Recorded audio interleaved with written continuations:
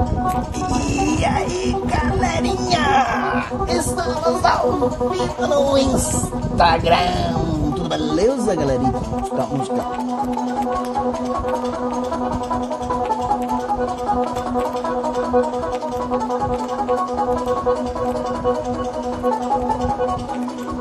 Andréia Melo, boa noite, seja muito bem-vinda à nossa live de quarta-feira. Antes, uma musiquinha pra começar.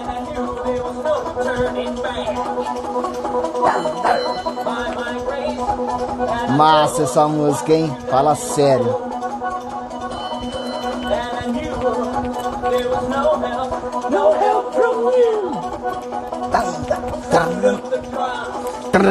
Bom, chega de conversa fiada. Tem mais alguém ao vivo aí? Andréia, então, boa noite, seja muito bem-vinda. Então, todo o conteúdo vai ser pra você, hein? Ó, vai ser só pra você. Vai tá live hoje, hein? Vamos lá.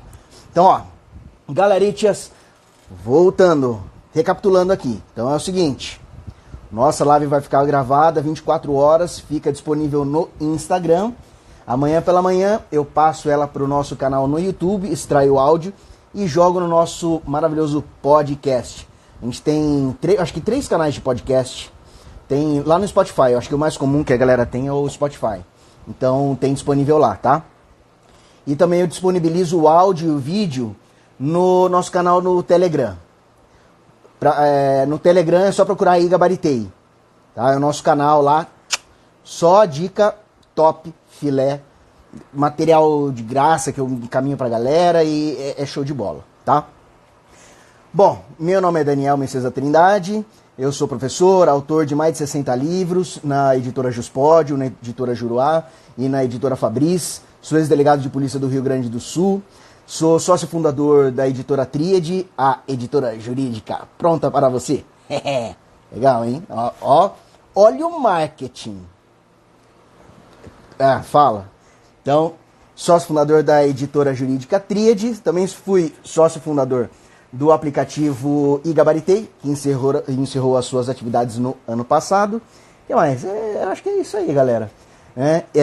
Escrevo vários livros, tem vários livros voltados para concurso público lá na editora Juspod. Então tem revisaço de direito empresarial, tem o livro de súmulas de direito sumular ali, com as súmulas do STF, STJ, TST, TST não tem, TNU, STM, e mais questões. É um livrão picanha de mais de 1000 páginas. O livro tá show de bola. Tá top. Quem não quiser o livro físico, quem não gostar, já falei. Busca lá, nós temos o nosso Vademecum mastigado. Falar nisso, galera, o que vocês acham? Ó, eu tô pensando em mudar o nome de Vademecum mastigado para Vademecum turbinado. Sabe por quê? Porque na realidade essas lives que eu tô fazendo aqui para vocês é para turbinar, tudo bem, tá? É para mastigar, é para deixar tudo mastigadinho. Mas será que turbinado não fica mais legal? Fica, né? Mandem sua opinião lá manda a opinião lá no direct pra mim, tá? Conforme for a gente vai mudar o nome de mastigado para turbinado, tá? Então vamos, ontem nós falamos de, a gente terminou de falar os artigos mais cobrados do Código de Defesa do Consumidor. Lembrando aquela parte final do CDC, que aquela parte final do CDC, ela cai tanto em direito do consumidor, quanto em tutela dos direitos difusos coletivos, e também pode cair na parte de processo coletivo em processo civil. Então, muita atenção com a tutela dos direitos difusos, coletivos, individuais homogêneos lá no CDC. Até porque ele faz parte do microsistema processual coletivo, hein? A gente vai ter uma aula dos artigos mais cobrados em tutela dos direitos difusos. E eu vou falar um pouquinho disso, do microsistema. Boa, hein? Hoje nós começaremos os artigos mais cobrados em direito penal. Anderson Paiva, seja muito bem-vindo, meu amigo. O Anderson aqui, ó, eu acompanhei essa história. Esse cara é muito fera. Anderson, procurador da República. Seja muito bem-vindo, meu amigo. Hoje a gente tá. É o seguinte, deixa eu situar o Anderson. Não sei se ele já participou de alguma live nossa. A gente está passando os artigos de lei mais cobrados nos concursos públicos. Nosso levantamento levou em conta 40 mil questões de concurso. Então, mais ou menos 160 mil assertivas de concurso. Esse levantamento, galera, começou a ser feito lá em 2012. E ele foi otimizado quando a gente criou um sistema dentro do aplicativo do iGabaritei, que chamava iGabaritei Maps. Como a gente havia tagueado todas as questões, tá, dentro do aplicativo, e tagueamos não só as questões, mas também as assertivas, aí o que a gente fez? A gente tinha um banco de dados com o nosso Vademecum digital e o tagueamento que a gente fazia na questão, a gente conseguiu, então, formar um banco de dados com os dispositivos legais mais cobrados. E por que isso é importante, galera? Porque, claro, o Ministério Público Federal é diferente, é um concurso diferenciado, tá, galera? Mas vamos pensar em magistratura estadual e Ministério Público Estadual, tá? O que eles costumam cobrar? Bastante o texto de lei para que seja evitado a anulação das questões, tá? Para que haja realmente um caráter objetivo na primeira fase de concurso. E também a jurisprudência. E quem começou a moda foi CESP, né? E hoje em dia cai muita jurisprudência em VUNESP, FCC, cai sempre. Então tem que deixar os informativos em dia. No mínimo, tem que seguir. No mínimo. Aí tem no nosso Vademecum de Direito Simular. Tem os temas de repercussão geral, as teses de recursos repetitivos e as súmulas. Então é importante. Arte Empreendedor, seja muito bem-vindo, meu amigo. Muito obrigado pela companhia e vamos lá. A gente vai falar hoje dos artigos mais cobrados no Código Penal, no Direito Penal, tá? Então, muita atenção com a jurisprudência. Informativo sempre deve ficar em dia. Ah, Daniel, não gosto do seu livro. Não tem problema. Então você vai fazer o seguinte, você vai seguir o Dizer o Direito. O Dizer o Direito, o cara começou tudo. Então segue o Márcio do Dizer o Direito. Muito bom, tá? Muito bom. Tem o livro do Márcio, de informativos, o livro de Vademecum de Direito Jurisprudencial dele. Nós temos na Juspódio também o nosso livro de Direito Simular. Tem o nosso livro na Tríade, que é digital, ali, onde você vai poder ler no tablet, em todo lugar que você quiser. Até pulando de paraquedas. Não, pulando de paraquedas não dá. Mas ônibus, qualquer lugar. Stephanie, seja muito bem-vinda à nossa live no Instagram. Então, acho que chega de papo furado, né? Nos apresentamos aqui. Então vamos lá. Vamos começar então com os artigos de lei mais cobrados do Código Penal. Aqui o Código Penal a gente vai bater rapidinho. Eu acho que a gente não vai conseguir terminar em uma aula. Não vamos. Não adianta nem falar, não vamos conseguir terminar em uma aula. Mas são poucas, tá? Então já prepara, pega o Vademecum aí. Se você não está com o Vademecum, a nossa live vai ficar 24 horas e assista isso, tá, galera? Por favor. Vamos lá. Código Penal. Vamos começar pela parte geral. Então, simbora. Ó, direito penal tem uma peculiaridade. Se a gente for fazer prova do Ministério Público e prova de delegado de polícia, é imprescindível, principalmente, tá? A magistratura também. Mas assim, MP e delegado de polícia, é imprescindível o total domínio da teoria geral do delito. Então assim, teoria geral do delito tem que estar na ponta da língua. Tá? O estudo de fato típico, então tudo. Tá? Tem que estar antijuridicidade, as causas excludentes de ilicitude, culpabilidade, as dirimentes, os erros no tipo penal, os erros no direito penal, tá? Concurso de agentes, conflito aparente de normas, tudo. Aliás, tá ficando pronto o nosso livro de parte geral do direito penal, tá? Chuchu, beleza. Logo vai ter lançamento dele. A gente já terminou vários capítulos. Se vocês quiserem, manda um e-mail para mim, que eu vou encaminhar de presente o capítulo que tá pronto já, tá? Mas eu vou esperar complementar outros capítulos ali pra gente fazer o lançamento, para que ganhe um pouquinho mais de corpo a obra, legal? Ainda tô pensando se a gente vai lançar pela Amazon ou na Hotmart. Vamos ver. Pegaram o Código Penal? Simbora. Código Penal. Então, parte geral aqui. Já começa com a aplicação da lei penal, tá? O artigo 1º, ele cai bastante, tá? Que trata do princípio da legalidade. E o princípio da legalidade a gente sabe, ele se desdobra em outros, né? O princípio da anterioridade, o princípio da taxatividade. Então, esse artigo cai.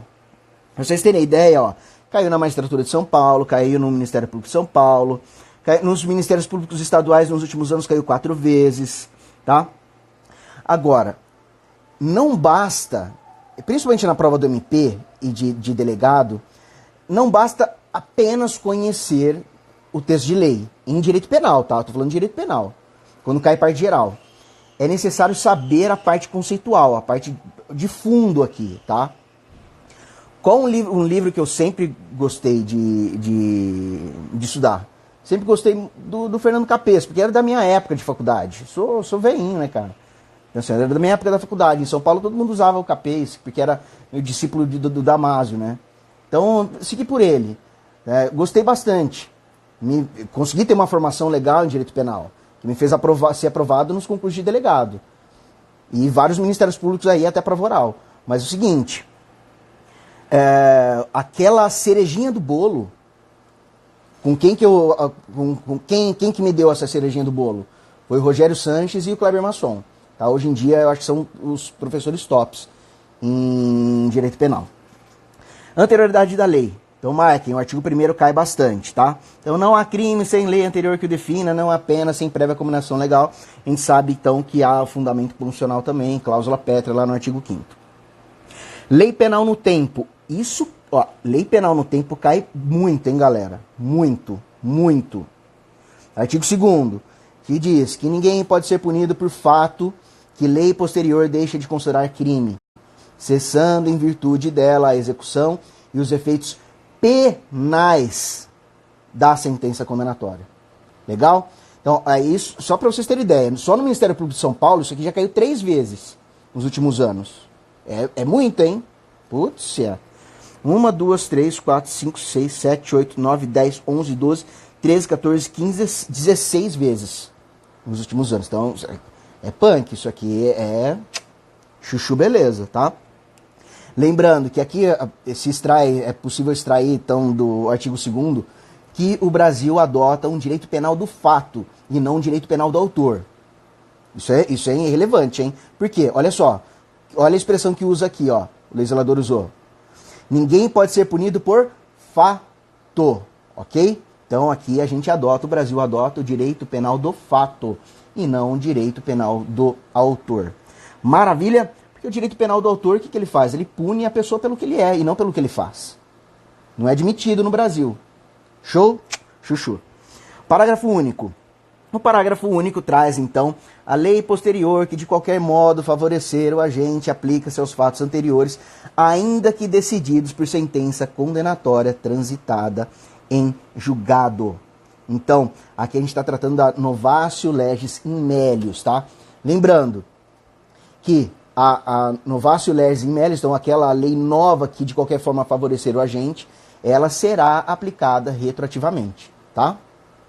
A regra é que a lei penal ela não retroage, e retroatividade da lei penal. Mas, se a lei penal ela favorecer o agente, ela será aplicada de forma retroativa. Xuxô? Legal. Então, marque aí, artigo 2º e parágrafo único, cai bastante. O artigo 3º. Nossa, eu tô com uma sede hoje aqui, que tá louco. Artigo 3º. Aqui ele fala da vigência das leis de vigência temporária. Tá? Isso em sentido lato. As leis de vigência temporária, elas são de 2 espécies. As leis penais temporárias, propriamente ditas, tá? E também as leis excepcionais. Marquem ela.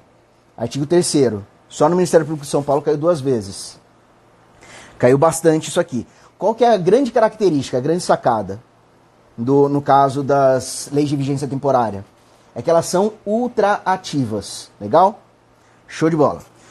Tempo do crime, artigo 4º. Sempre, isso aqui cai muito, né? Assim, isso aqui eu sei que vocês sabem. Isso aqui todo mundo sabe que cai bastante. Ei, Carolinda, seja muito bem-vinda à nossa live. Muito obrigado pela companhia. A gente está tratando dos artigos mais cobrados em direito penal, tá? A gente começou então a falar do Código Penal e o vademécum de vocês vai ficar um vademécum turbinado, viu? Ó, minha esposa entrou aí, ó. A minha filhinha tá assistindo, tenho certeza. A Oli tá aí? Lia, a Oli tá aí? Oiê! Neném, ó o papai. Beijo, beijo, beijo, beijo. Daqui a pouco o papai vai brincar com você, vai te buscar. Tempo do crime. Então, tempo do crime cai bastante, a gente sabe. Daniel, como que eu faço para lembrar a teoria? Aqui é recurso mnemônico, todo mundo ensina, lá na faculdade a gente aprende. Então, tempo do crime. Qual teoria que se aplica com relação ao tempo do crime? Tá? A teoria da atividade. Lembre-se assim, ó, lembre-se do luta. Lugar do crime, aplica-se a teoria da ubiquidade. E tempo do crime, aplica-se a teoria da atividade. Show de bola? Então lembre-se desse recurso mnemônico. É o luta. Lugar do crime, ubiquidade. Tempo do crime, atividade. É o luta. Show de bola? Cai muito isso aqui, hein? Muito, muito. Territorialidade, artigo 5º. O artigo 5º, ele cai... existe o princípio da territorialidade aqui no artigo 5º, tá? Então, a lei brasileira é aplicada ao crime praticado no território nacional. Lembrando que o nosso princípio de territorialidade, galera, é uma territorialidade temperada, mitigada, tá? Por quê? Porque aqui no Brasil a gente admite o quê? Admite a intraterritorialidade de forma excepcional, que é a aplicação da lei estrangeira no território nacional, e também a gente admite a extraterritorialidade, ou seja, a aplicação da lei penal brasileira ao crime cometido fora do território nacional. Legal? Então, territorialidade temperada. Maravilha, esse é um temperinho. Ou também chamado de mitigada, tá? Show. Parágrafo 1º não cai muito. Tá tão batido o parágrafo 1º, né, galera? Porque isso aqui trata do território ficto. Lembrando que território nacional não é apenas o território circunscrito pelas fronteiras e pelo mar territorial, plataforma continental, zona econômica exclusiva. Não. Nós temos também o chamado território ficto ou presumido. Legal? Show? Mas isso aqui tá muito batido. Todo mundo acerta, né? Aí não cai. Cai pouco, muito pouco. Tá balançando, né, o celular. Caiu a ventosa aqui, vai ficar balançando mesmo, até eu conseguir um suporte novo. Artigo 6º. Lugar do crime. Então a gente já viu. Tempo do crime, teoria da atividade. É isso que tem que saber. Muito cuidado, tá, galera? Muito cuidado. E lugar do crime, então, teoria da ubiquidade. Cuidado para não confundir também, tá, com o critério de fixação da competência territorial, lá do Código de Processo Penal. Tá? Beleza? Que aplica-se lá a teoria do resultado, como regra geral. Existem exceções. Né? Crimes à distância, do espaço máximo. E também o quê? Um outro exemplo. Nas infrações penais de menor potencial ofensivo. Top, hein? Teoria da atividade. Maravilha. Artigo 7º trata do princípio da extraterritorialidade. A gente falou que então o Brasil adota o princípio da territorialidade temperada. Por quê? Porque se admite a intraterritorialidade e também a extraterritorialidade. O artigo 7º trata das hipóteses de extraterritorialidade. É relevante? Também é um artigo muito batido, cai pouco, tá?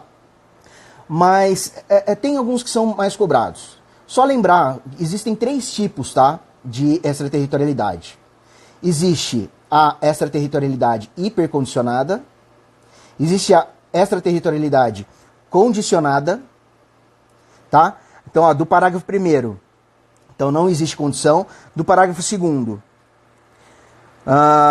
hipercondicionada, não, desculpem, seguinte, no inciso 1 é territorialidade incondicionada, porque não existe nenhuma condição. No inciso 2º, a territorialidade é uma extraterritorialidade condicionada. E o 3, tá, é uma extraterritorialidade hipercondicionada. Então, atenção com isso aqui, fechou? Eu vou dar uma dica também aqui. Cuidado com os princípios, tá? Princípio da nacionalidade ativa, princípio da nacionalidade passiva, que isso a gente vê na doutrina. Tem no nosso livro também. Cuidado com isso aqui, ó. Eu vou dar 2 dicas para vocês. No artigo 7 fala, ó, ficam sujeitos à lei brasileira, embora cometidos no estrangeiro, os crimes contra a vida ou a liberdade do presidente da República. Então, cuidado, o seguinte, na prova, o que o examinador faz? Ele costuma trocar a expressão, ele coloca aqui, ó, contra o patrimônio do presidente da República. Não, tá errado. Não vai ser aplicada a extraterritorialidade nesse caso. Por quê?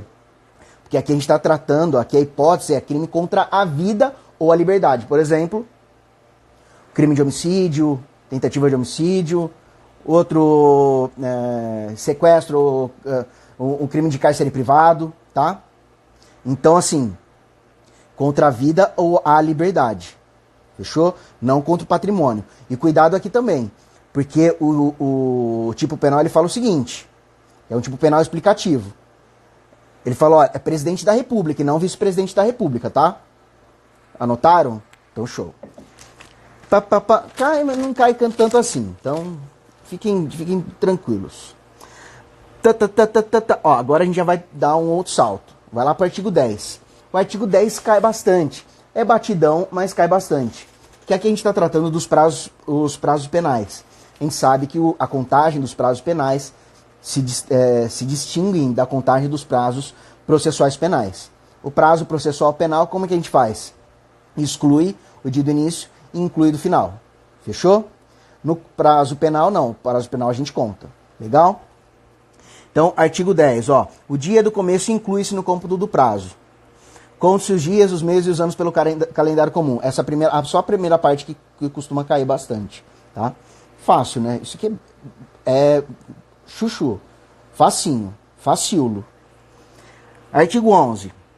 Frações não computáveis da pena. Muito pouco. Muito pouco. 2 vezes. É pouco, né? Pouco. Agora já começa o negócio a ficar punk. Artigo 13. Já começa a falar aqui da causalidade, relação de causalidade.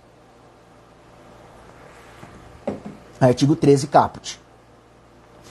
Marquem ele. É relevante, tá? Trata aqui da causalidade simples. Artigo 13. Ele fala que a adoção da teoria da conditio sine qua non, também chamada também a teoria da equivalência dos antecedentes, tá? De Tiran, e aí a gente aplica o sistema da aferição, de Stuart Mill, e a gente aplica também o sistema da aferição, tá? Para saber o que é causa.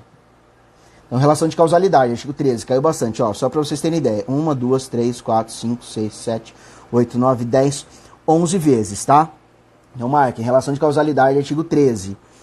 Aplica-se. Agora, os bizus.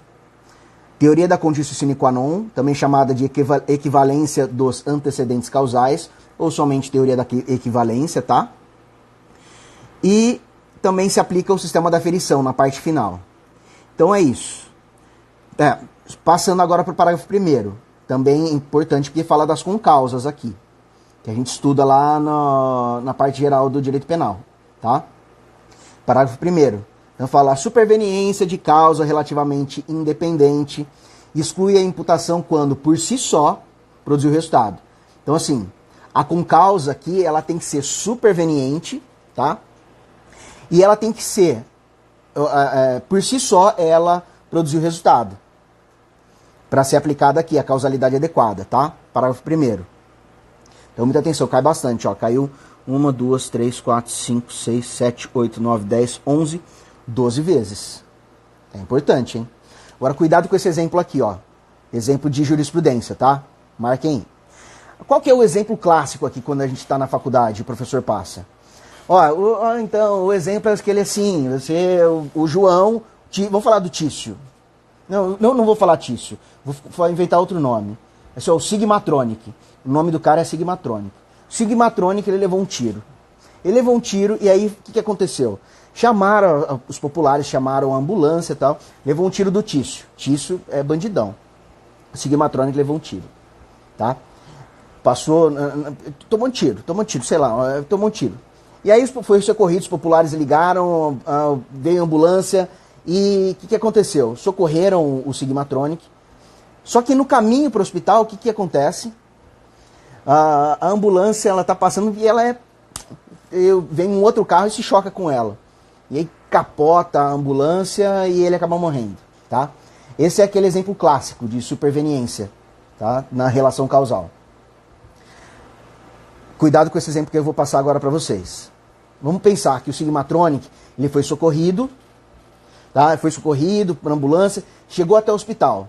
No hospital, ele passou pelo procedimento cirúrgico, tranquilamente, beleza? Foi internado, tá? E aí, lá no leito, o que acontece? Ele contrai uma infecção hospitalar. Nesse caso, galera, tá? O resultado, tá? Aqui não vai se aplicar a causalidade adequada do parágrafo 1º. Isso aí tem decisão já da jurisprudência. Fechou? Lembre-se desse exemplo, que não se aplica, tá? Então, assim, ó, na jurisprudência fala da infecção hospitalar, o que mais que fala? Erro médico, também tem isso. Vini Trindade, o meu primão, hein, ó, tá vendo? Família em peso. Aqui só tá faltando quem? Tá faltando minhas outras primas. Cadê? A Carol. Quero ver, pô. Né? Então vamos lá. Relevância da omissão. Esse dispositivo também cai bastante, hein? Então, a relevância da omissão. Aqui traz a figura do chamado garante, tá? Que aqui é a omissão imprópria. Cai muito. Olha isso aqui. Quantas vezes caiu, ó? Vou falar pra vocês. 1, 2, 3, 4, 5, 6, 7, 8, 9, 10, 11, 12, 13, 14, 15, 16, 17, 18, 19, 20, 21, 22, 23, 24, 25, 26, 27, 28, 29, 30 vezes. É o suprassumo, né? É o suprassumo. Então, sempre que eu passar esses dispositivos que caem muito, se vocês estão com alguma dúvida relacionada à doutrina, é importante que vocês peguem a doutrina de vocês, a doutrina que vocês adotam, para dar um aprofundamento devido no tema, porque cai bastante, tá? Omissão imprópria é, por si só, um tema que cai muito nos concursos.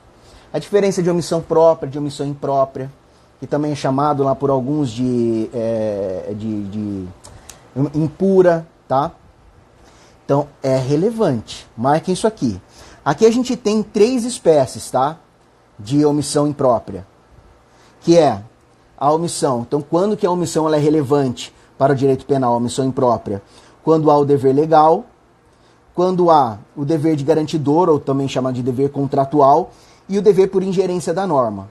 São 3 hipóteses no parágrafo 2º. Marquem, por favor, tá? É relevante e cai muito.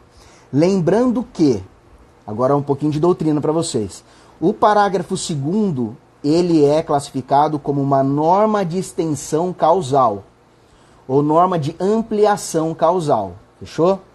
Qual outra espécie lá de norma de ampliação ou de norma de extensão? O artigo 14, inciso 2, que a gente vai falar, que é a que trata da tentativa. Daniel, me dá outro exemplo, o artigo 29, que trata do concurso de agentes também. É uma norma de extensão. Show? Dá mais uma. A norma que trata da extraterritorialidade. É uma norma de extensão espacial. Maravilha? Show. Top. Depois, ó, no artigo 14, o inciso 1º traz o conceito do crime consumado. E no 2, o conceito de crime tentado. Annelise, tudo bom? Seja muito bem-vinda à nossa live no Instagram. Pegou seu vademeco? Marca aí, hein? Marca aí. Tentativa. O inciso 2 cai bastante. Agora vamos dar um aprofundamentinho aqui, bem rápido, bem devagar, bem sutil. Tentativa, tá? Lembrando, a tentativa é uma norma de extensão da figura típica. É uma norma de ampliação. Legal? Fechou. É uma norma de extensão temporal. Lembrando que... Então, o que é o crime tentado? O crime é tentado quando iniciada a execução não se consuma por circunstâncias alheias à vontade do agente. Cuidado com essa expressão, alheias à vontade do agente. Porque se o crime ele não se consumar por circunstâncias inerentes à vontade do agente, a gente pode estar diante de um outro instituto. Como, por exemplo, o quê? A desistência voluntária. Então, para ter tentativa, a gente tem que ter as circunstâncias são alheias à vontade do agente. Fechou? Isso aqui é chuchu. Juliana Cleto Ferreira, seja muito bem-vinda à nossa live no Instagram. Obrigado pela companhia. Estamos falando dos artigos... a gente está falando dos artigos mais cobrados do Código Penal. Simbora. Então, marcaram aí 14.2. Então, norma é uma norma de extensão da figura típica, chamada de norma de extensão temporal. Aqui, as circunstâncias devem ser alheias à vontade do agente, não circunstâncias inerentes à vontade do agente. E aqui mais uma dica. Deem algum tipo de aprofundamento, que eu tenho visto cair bastante, tá? A respeito do iter criminis. Daniel, isso aí é muito fácil. Sim, é fácil. Mas o que eu vou falar não é. Pouquíssimos sabem. Quando, então, um ato deixa de ser preparatório e passa a ser executório? Entendeu? Sacou? A gente tem várias teorias lá. Teoria objetivo formal, teoria objetivo material, teoria do critério terceiro observador. Tem vários. Lá no nosso material tem também. Mas deem atenção nisso aqui. Principalmente para a segunda fase. Fechou? Delegado de polícia e Ministério Público. Top. Parágrafo único. Também é importante porque traz, então, aqui a pena do crime tentado.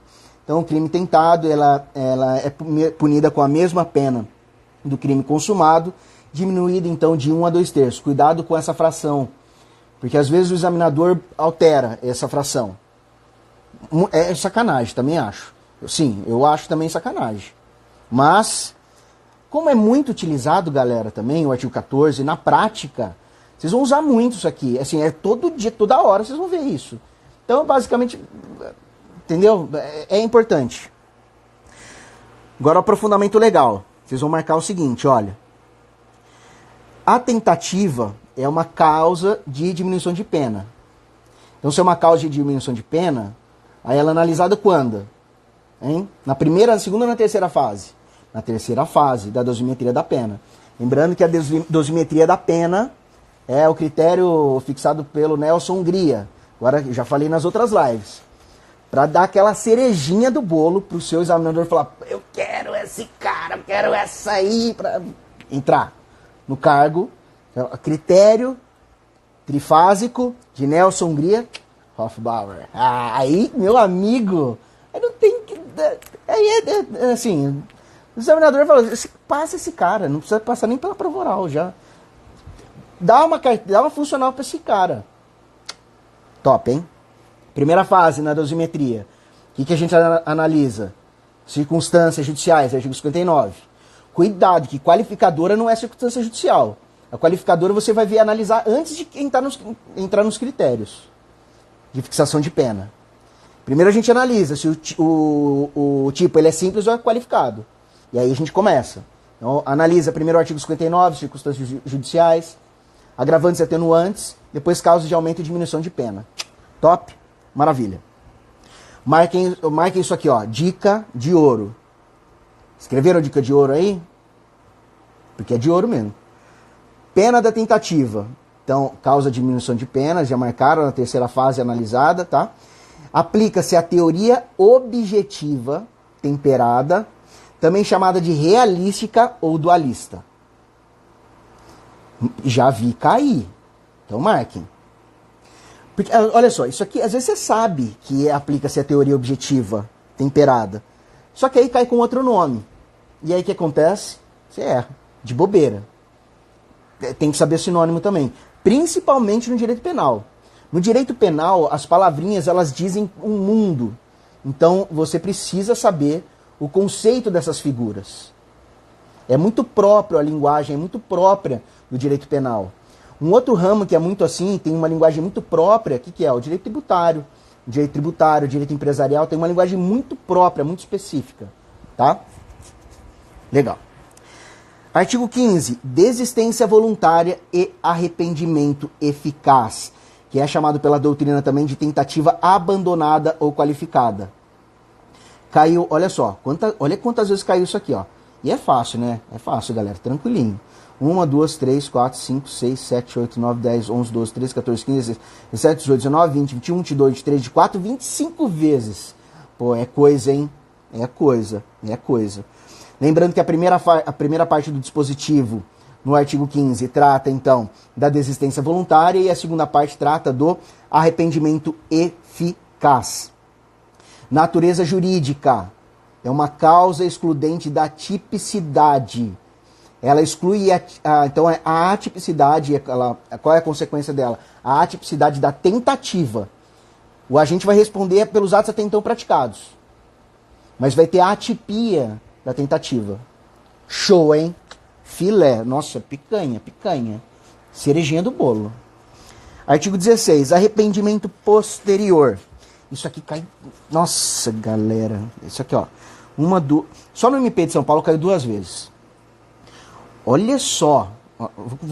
Não, 6 eu não vou aqui digitar. 1, 2, 3, 4, 5, 6, 7, 8, 9, 10, 11, 12, 13, 14, 15, 16, 17, 18, 19, 20, 21, 22, 23, 24, 25, 26, 27, 28, 29, 30, 31, 32, 34, 35 vezes.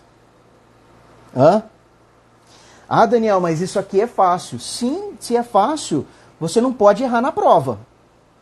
Como é que... Eu já falei. Como é que você vai ser aprovado no concurso público?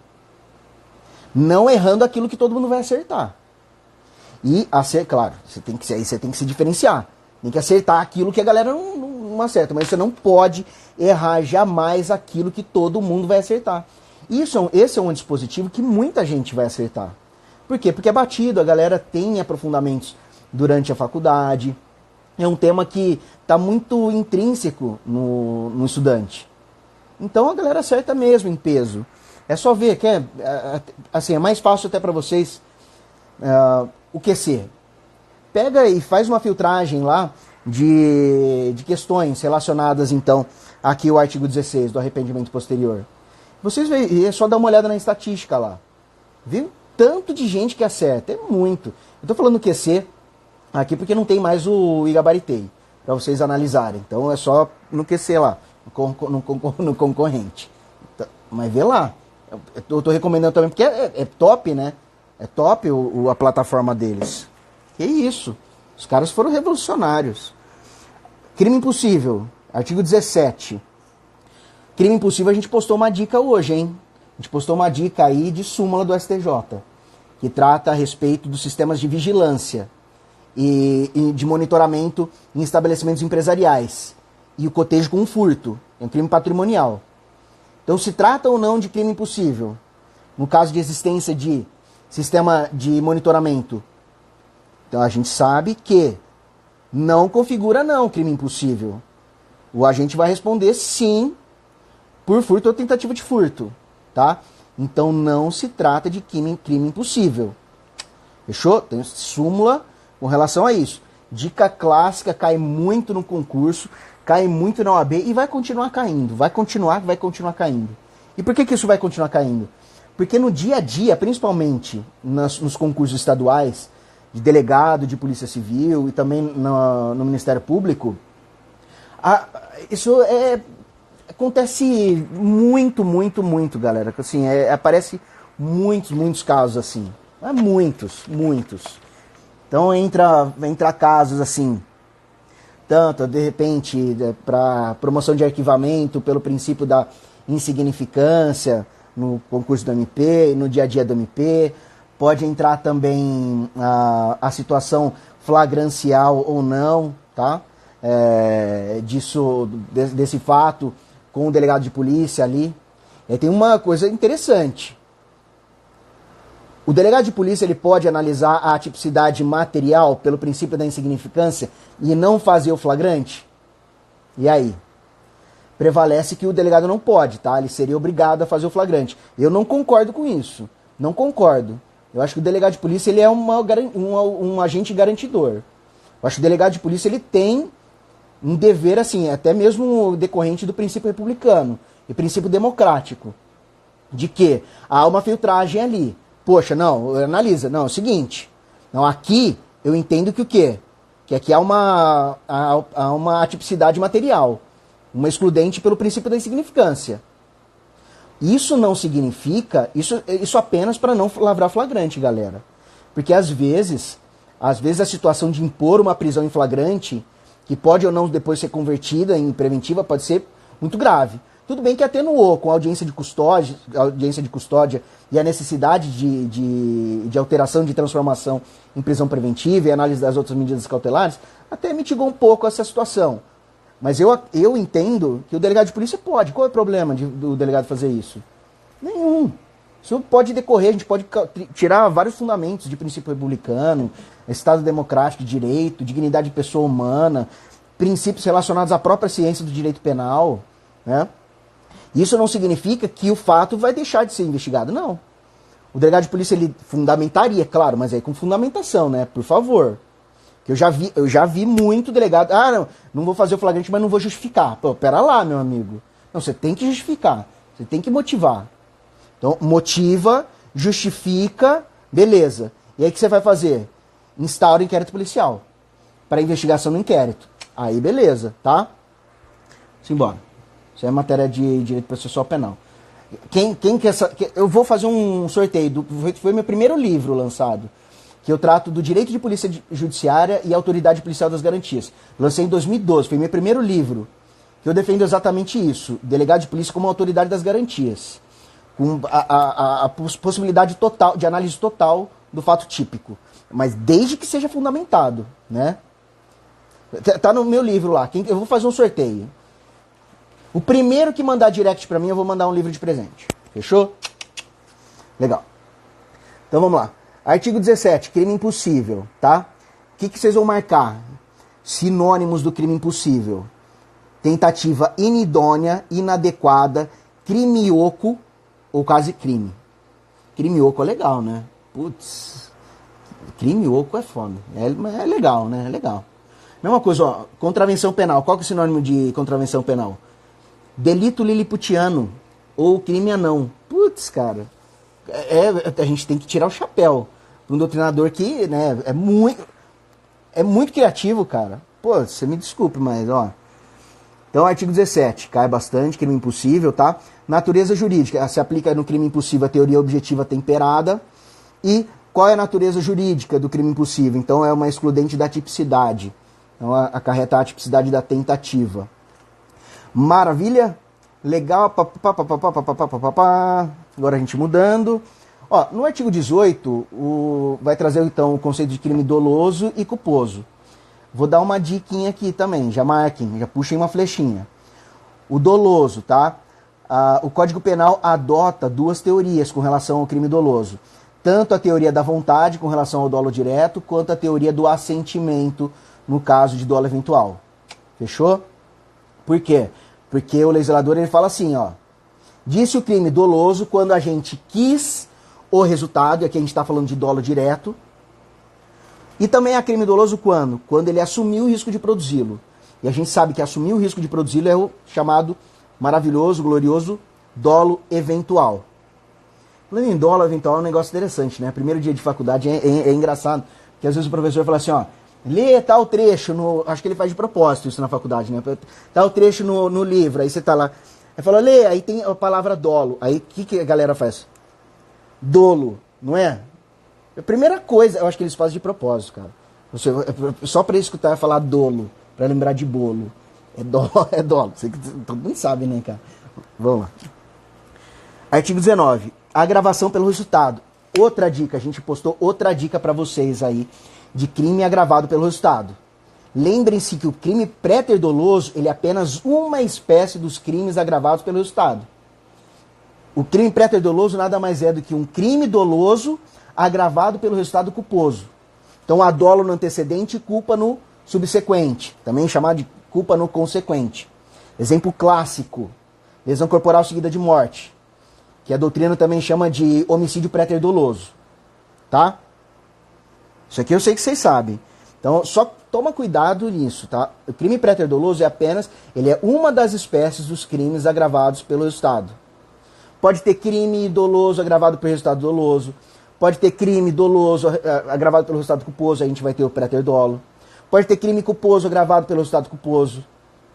Fechou? Show de bola. Artigo 20. Artigo 20 trata do erro de tipo. Erro de tipo Caiu 1, 2, 3, 4, 5, 6, 7, 8, 9, 10, 11, 12, 13, 14, 15, 16, 17, 18, 19, 20, 21, 22, 23, 24, 25 vezes. Nossa, Daniel, mas você está falando todos os artigos do Código Penal? É claro, aqui é o início. O início aqui é o que cai, o suprassumo. Depois, lá na frente, a gente vai ver, vai pular um monte de artigo. Mas esses, eles são muito relevantes, né, galera? Eles tratam, assim, das noções gerais, da base do direito penal, de compreensão do direito penal. Então cai muito mesmo. Artigo 20, trata do erro de tipo. Tá? Lembrando que o erro de tipo, ele sempre exclui dolo. Mas se ele for vencível, o que acontece? Vai responder a título de culpa se houver previsão de crime culposo. Tá, isso aí eu sei que vocês sabem. Discriminantes putativas, também chamadas de causa de justificação putativas, que estão lá no parágrafo 1º. Isso aqui cai bastante, para não falar outra coisa. Só no Ministério Público do Estado de São Paulo caiu 3 vezes nos últimos anos. Marquem, eu vou passar alguns bizus legais para vocês, ó. Então, também sinônimo, são causas de justificação putativas. Isso aqui é top. Isso aqui é top. Qual teoria aqui é aplicável, tá? Prevalece o entendimento que equipara-se ao erro de tipo em razão da posição topográfica. Então, aplica-se a teoria limitada da culpabilidade. Fechou? Isso aqui tem lá no nosso livro também, no e-book de Direito Penal, parte geral. Eu determinado terceiro, muito pouco, mas dá para discorrer sobre esse dispositivo legal, principalmente em prova de segunda fase e uma prova oral, porque aqui é uma hipótese que eles falam, a doutrina fala de... Nossa, tá pulando isso aqui, né? É uma hipótese de autoria imediata, legal, prevista na própria lei. Então dá para você dar uma incrementada e deixar filé. Parágrafo 3º, erro sobre a pessoa. São espécies, então, de erro de tipo acidental. O erro de tipo acidental tem várias espécies. Exemplo, erro sobre a pessoa, erro sobre o nexo causal, erro na execução, que também é chamado de aberratio ictus, tá? Não exclui dolo e não isenta o agente de pena. Atenção, hein? Atenção. Parágrafo 3º. E aí leva-se em conta o quê? As características do quê? Da vítima virtual. Fechou? Há uma discussão apenas na questão do erro acidental sobre o nexo causal, o erro sucessivo. Se aplicaria o nexo causal relacionado ao nexo real ou o nexo virtual. Tá no livro também, não vou entrar aqui, porque aprofundamento não é o estilo de aula que a gente vai dar aqui. Aqui é mais básico, mas tá lá no livro. Erro sobre a pessoa, cai bastante. Lembrando que não isenta de pena, é uma espécie de erro de tipo acidental. Não exclui dolo, não isenta de pena. O que mais que é relevante sobre isso aqui? É isso. É claro, tem mais coisa importante, mas na parte doutrinária, fechou? Aí isso ou busca na doutrina da sua preferência, que você mais gosta, quem você mais gosta de ler, não sei. Ou, eu não tenho nada, então quero algo muito objetivo que vai assim, direto ao ponto. Nosso e-book. Lá tem tudo para você gabaritar e assim, fechar com chave de ouro, colocar 3 cerejas do bolo em cima da resposta para o examinador. Artigo 21. Erro sobre a ilicitude do fato. Então, o erro, que é o erro de proibição, tá? Lembrando que o erro de proibição aqui, ele possui as dirimentes. O que são dirimentes? Nada mais são do que causas de exclusão da culpabilidade. Lembrando que culpabilidade possui 3 elementos. Quais são os elementos da culpabilidade? Potencial consciência da ilicitude, imputabilidade e exigibilidade de conduta diversa. Fechou? Então tem as dirimentes, inexigibilidade de conduta diversa, doença mental, desenvolvimento mental incompleto, são os casos de inimputabilidade. Nós temos também o quê? Excluindo aqui a potencial consciência da ilicitude, nós temos o quê? O erro de proibição. Então, aqui são os erros no direito penal. Artigo 21. Então, lembrem-se, ele isenta de pena se for inevitável, tá? Então, artigo 21, no Ministério Público de São Paulo caiu 2 vezes, na Magistratura de São Paulo 2 vezes, e nossa, caiu muitas vezes, não vou nem contar aqui, porque é muito. Próximo. Parágrafo único, cai não tanto quanto o caput. Artigo 22, coação irresistível e obediência hierárquica. É uma hipótese também, é uma dirimente, por quê? Porque exclui a exigibilidade de conduta diversa, que é outro elemento da culpabilidade, vocês se lembram? Então, aqui, são hipóteses de inexigibilidade de conduta diversa. A coação moral irresistível e a obediência hierárquica de ordem não manifestamente ilegal. Atenção! Para que haja a exclusão da culpabilidade, é necessário que a ordem do superior hierárquico seja não manifestamente ilegal. Porque se ela for manifestamente ilegal, aí não, né? Aí não vai ser aplicado aqui, não vai excluir a culpabilidade.